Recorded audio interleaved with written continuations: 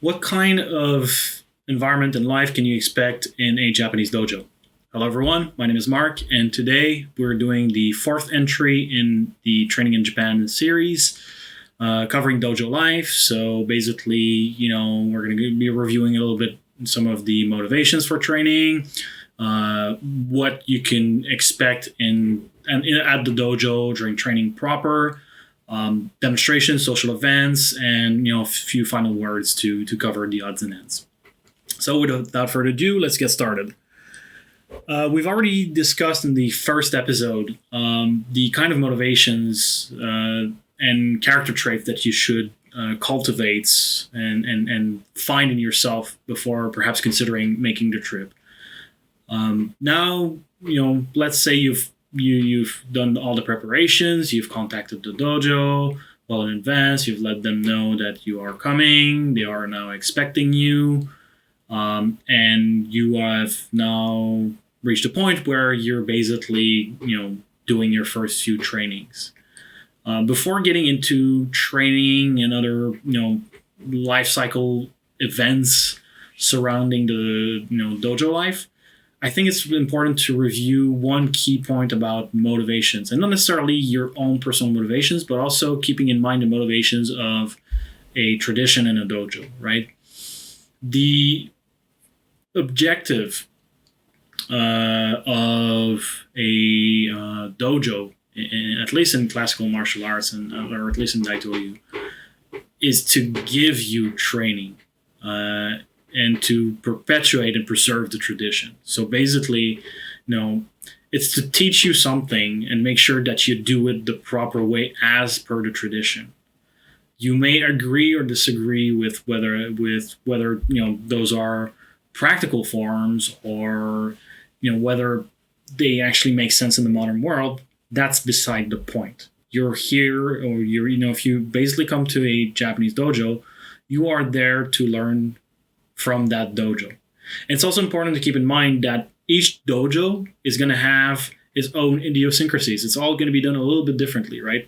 When you go at one dojo, you do it that way. And if you go to another dojo and they do it in a different way, then you do it that way, right? And again, the purpose is to make sure that you memorize, learn, and internalize, right? The dojo is not concerned with your creative thinking or with you becoming a teacher per se, right? They just want you to know it the proper way, right? Make sure if you actually spend the money to go to Japan, to come to Japan and to train in Japan and to learn, make sure that this is your priority. This is your focus. Not only it's going to be basically aligned with the dojo or tradition, which means that it's probably going to be there's going to be less barriers for you to learn. But it's also what you're essentially paying for. You're paying to learn. You're not paying to basically show that you're amazing or whatnot, right?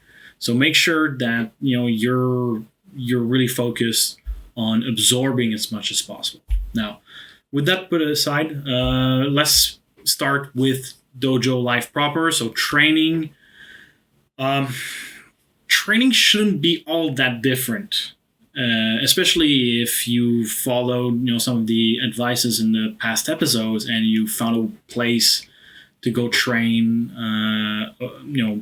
close to your where you reside, or at least, maybe in a nearby region or country, and you've made arrangement and you've, basically learned a few basics before, jumping into an airplane to go and train in Japan. With that said, I think foreign dojos have their own idiosyncrasies based on Western culture in general often, but just other country culture versus Japanese culture, and that's important to maybe highlight and re-emphasize certain points that I think are very important to make your trip a successful one. I don't know how to say it in any other way, but shut up. Shut up, don't talk, don't explain. You really don't explain. If you're making the trip to learn, and keep the questions to a minimum, which might sound a little bit counterintuitive. On top of the motivations that I've discussed at the beginning of the video, you have to keep in mind that every time you speak, you're not listening, watching, feeling, or thinking by and large, right? Conversely, a lot of the learning, and a lot of the actual understanding, the moments that are going to be basically like those spark of genius where everything is going to fall into place, well, those are going to happen through repetition. It's just doing the same thing over and over and over again, and eventually things are going to come around and you're going to gain a certain understanding. Now, that's not to say that there's no occasions where you should ask questions, nor does it mean that you should never ask questions in training. It's more to say that ask a question only if it's really unavoidable. So to basically make sure that your mind is really focused on the practice itself instead of on trying to phrase something. This is especially true if you don't speak Japanese, and even if there is a designated translator. So some dojos are going to have people that are training there that do speak some level of English. That level may be quite different from person to person and dojo to dojo. You don't want to become a burden. Normally, there's not going to be more than one or two people that are going to be speaking English proper, and you don't want to become a burden to that person. And it's also kind of asking a special favors that nobody else needs to ask. During training and training time, which is precious time for all practitioner. So you don't want to get into the way of other people. If you don't know how to phrase a question, just memorize it and perhaps ask it later. I'm actually going to come back to that point in a moment. Make sure that you participate into the actual activities before and after training as well. So generally, there's not necessarily a whole lot happening before training, but depending on the dojo, it might change. At the end of the training, normally there's going to be some cleaning up. There might be some discussions going on. You want to make sure that you participate into that, and that you show a certain eagerness, right?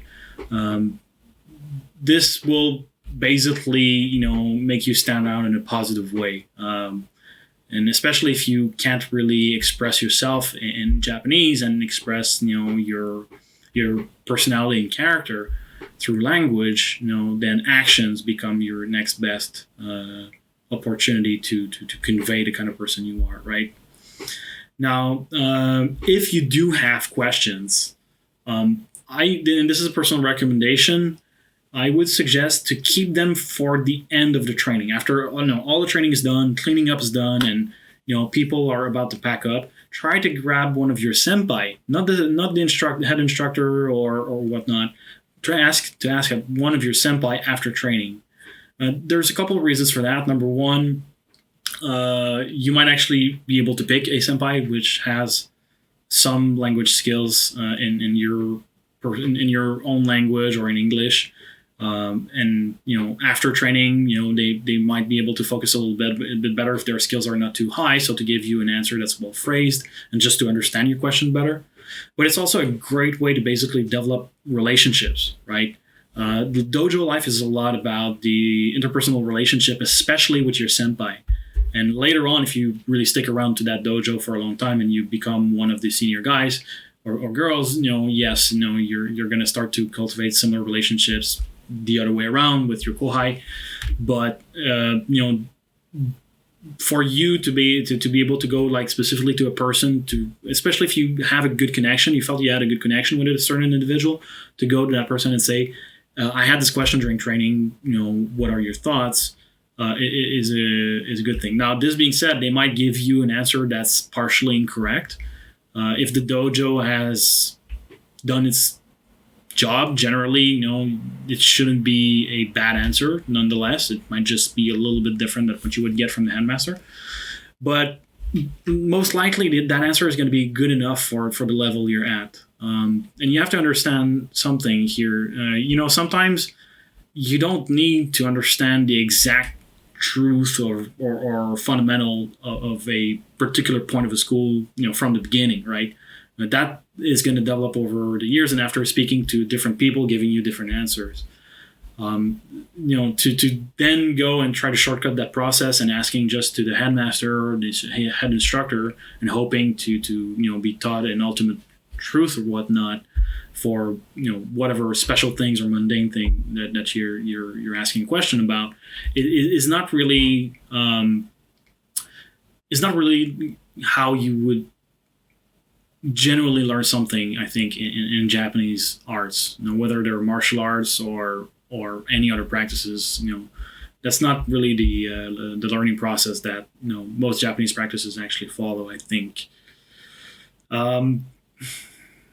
there's basically one motto I think to have when you're at during training. Put your butt in gear and your mind to neutral. Right, focus on the practice. Focus on not rationalizing what you're doing, but instead just letting your instinct kick in.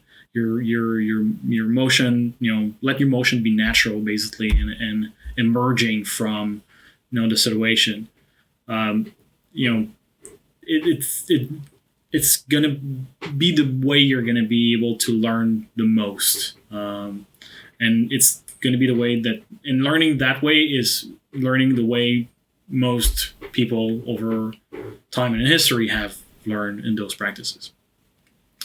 Now, training is just one portion of dojo life, right? Another thing that's gonna generally be part of dojo life is going to be demonstrations, or embu.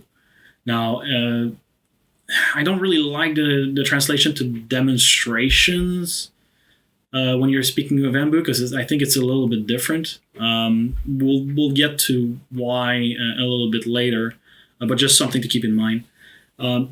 If you are a practitioner and you are not part of the demonstration, like for instance, we had a demonstration recently at the beginning of November at Meiji Shrine, and unfortunately in that case it was closed to bystanders, so nobody could come and watch. But beyond that, go, if you have the opportunity to go see a demonstration of your dojo, go and see that demonstration. If you have a camera, bring a camera. It's a great opportunity to basically take a picture of history. If you take a video of it, and you'll be able to share it with the participants and other dojo members later on, that's going to be appreciated by all. It's a great way to gain some social credits. But overall, you're just, again, going to have a certain experience that's going to be enriching to your practice overall. It's going to, the spirit of embu, basically, I think is really, and of like demonstration as generally done in Japan, I think is going to convey something to you as a practitioner. Now, if you have the opportunity to participate in an embu, and that's why I don't like the term demonstrations, is that you're not there to show something. Even if there's people watching the demonstration, you have to really treat this as like a byproduct of what you're doing. Treat embu and demonstrations as a ritual part of your training, not as a show. You're not there to be flashy. You're there to execute or perform the kata that you've learned as correctly and as formally as possible. And really, if there has to be a difference between practice and embu, it's that it's intensity, right? The ichio ichie kind of idea, if you will. So you do it once, it's one shot and you can't miss it, right? Kind of spirit.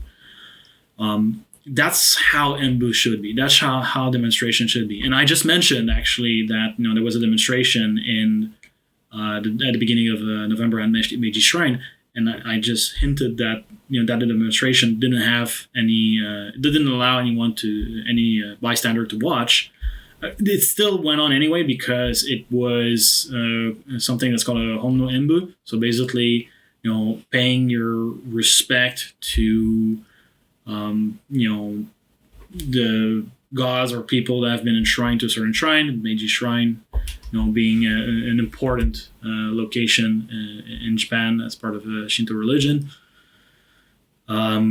We still went and did Enbu to pay our respect, and we didn't, because we didn't kick it down a notch because there weren't people around, right? We still kept the level of intensity and focus to the same level, whether, regardless of whether there would have been people around or not. And it is the proper way to approach it, really, right? So that's an extension of your training. Depending on when you come to Japan, you might actually get the opportunity to watch some demonstration of that kind. So generally, if you're talking about the yearly schedule, there's going to be one in Asakusa Riverside Sports Center that we participate to in April. Then after that, it's going to go to... There used to be some in May that we did in Kyoto. That doesn't seem to happen anymore. Then after that, it's basically Kashima Shrine and Meiji Shrine in October and November, respectively. But there might be other demonstrations that occur throughout the year, so you always want to check the yearly schedule that's generally published online, or inquire about it if you go at a different dojo. Now, if you, again, stick around for long enough, or if you make friends with people, you're probably going to, participate into some social events. So, events where are seemingly more casual, it's gatherings, celebrations and whatnot. You're going to have certain events that are going to be recurring yearly, like at the Shinbukan Dojo, you would have normally... Around this time of the year, you have the Mochizuki and the Bonenkai. So Bonenkai is the forget the year party, so to speak. So in Japan, basically, you have a Bonenkai and then Shinenkai. Bonenkai is forget the year. Shinenkai is celebrate the new year. And those celebrations happen in December and January, respectively. The Shinenkai normally is also combined with the Kagami Biraki. Opening of the dojo, basically, at the same time. Now, those events generally are going to require some organization, setup, cleanup, if not ahead of time, at least on that day. Make sure that you're there to participate into those events. You don't want to just be the person who just comes in and, kind of acts as a freeloader and just comes in and eat and leaves, right? If you're training in a dojo, you want to be part of it, right? Even if it's just for a relatively short period of times of a few weeks or a few months, right? And pay attention to what the other junior members of the dojo do and emulate that behavior. A lot of this is basically, very formal Japanese practice, but it's going to be basically a sort of masterclass in proper Japanese behavior, so to speak, in a hierarchical environment. But one example, you're going to see people running around pouring drinks to their seniors and so on and so forth, and it might sound like overkill or kind of overly. Too much deference to your seniors. The way I see it, and I think most see it, is that it's an opportunity and occasion to just kind of, befriend a senior and basically, create an opportunity for discussion potentially, right? And start a conversation, which is maybe not something that you're going to get the opportunity to do if you're on a short trip and don't speak Japanese, but to get into that habit is a good idea, I think, and it's certainly fitting to a Japanese practice. You're also going to have some punctual commemorations, like 40th anniversaries, 50th anniversary of the dojo, some historical events attached to the tradition, and so on and so forth. The same kind of decorum and behavior, and participating into the organization preparation and so on. So on. The same advices actually it should be followed.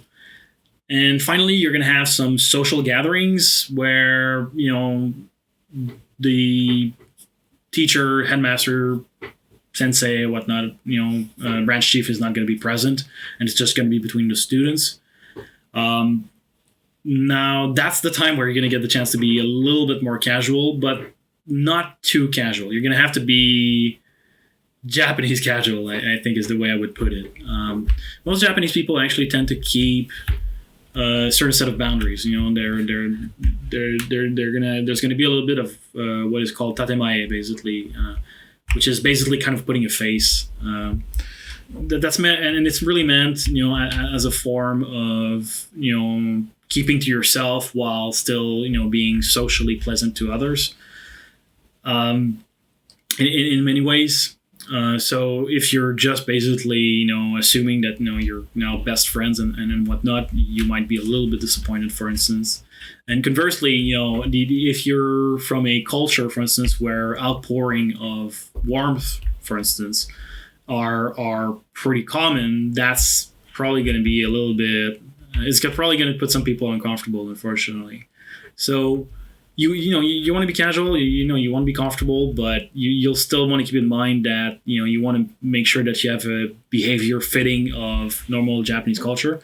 And those events are great to actually kind of see a little bit more the difference between, formal dojo culture versus Daito-ryu culture and classical martial art culture versus more, social culture. With that said, generally, most people are still going to keep the same level of deference, or at least they're still going to respect the hierarchy amongst each other. So, it's always, you're still going to let the senior go ahead of you and so on and so forth. That's just the way it is. And once you do it at the dojo, it's kind of natural to extend this to social, casual events. Now, I was saying that, Japanese people tend to keep their boundaries. It doesn't mean that you're not going to be developing, genuine and profound friendships with some people. It just means that it's going to take a little bit of time, and you just have to give it time, essentially, right? Which is sometimes a little bit hard if you're on a short trip, but if you plan to come to Japan, a few times, or once a year or whatnot, moving forward, hopefully, you can start planting the seeds of some friendships and some good relationships with people there. Just give it time and use good judgment. People are going to give you often an opening where they kind of show a little token of friendship. And from there, you're going to be able to assume a more, a closer relationship with a certain individual, whether it's a senpai, somebody from the same level or whatnot. In conclusion, dojo life is not just about training. There's a lot surrounding the training that's part of the cultural thread, cultural fabric of the tradition, and which is part of your education within that tradition. Depending on when you come to train in Japan and for how long, you'll unfortunately see only a glimpse of that. Personally, it's the reason why, after coming for a first 2 weeks trip to Japan, and subsequently after a few years later I came for a 2 months trip to Japan. That's the reason why I took the decision later on to jump on a long-term trip, which I thought would be for about 2 to 3 years, but ended up being most likely the rest of my life. It was to basically get the chance to go through that life cycle, right? To kind of go full circle a few times and get the full experience, culturally and as part of the training. And if you cannot afford that, if you're, for whatever reason, this is not something that's available to you as an option, I would suggest to at least make sure that you try to come to Japan at a different time period, which obviously can be challenging because, when depending on when you do your travel, cost is going to be different, traveling costs and so on. But to be able to come at different time periods during the year will give you the chance to participate in some of the dojo, in different parts of the dojo life cycle that otherwise you wouldn't get the chance to necessarily experience. So that's it for today. Next two episodes will be on culture and language specifically. It's going to be aimed at those are wishing to really fully prepare for their training trips and perhaps have a longer stay or perhaps even a permanent stay potentially in mind. But hopefully it's also going to help cover the differences between general Japanese language versus martial arts Japanese language, and same thing with the culture. Basically, clearer differences between Japanese martial arts culture and social Japanese culture overall and general culture. As always, if you have any questions or comments, please feel free to put them down in the comments below. Thank you for your time, and until next time.